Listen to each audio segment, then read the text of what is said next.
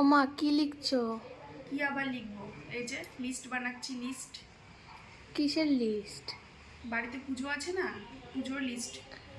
এখন আবার কি পুজো? এখন তো পৌষ মাস।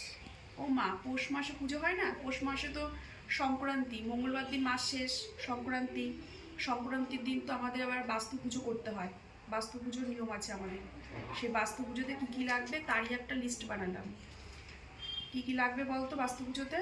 হচ্ছে কদম ফুল, শোলার মালা, গাঁদা ফুলের মালা, আতপ চাল, বাতাসা, নারকোল ছোবা, গুঁড়ো ধূপ, ধূপকাঠি, কর্পূর, মোমবাতি, ঘি, মধু, পঞ্চশস্য, চালের গুঁড়ো, নতুন গুড়। আর ফলের মধ্যে হয়েছে খেজুর, আপেল, নাশপাতি, কলা, পেয়ারা, শশা। আর হচ্ছে ফুলের একটা ভাগা, পান, দুব্ব, বেলপাতা, তুলসী পাতা, আমসরা, তুলসী পাতা বললাম। এই তো, এই হচ্ছে লিস্ট।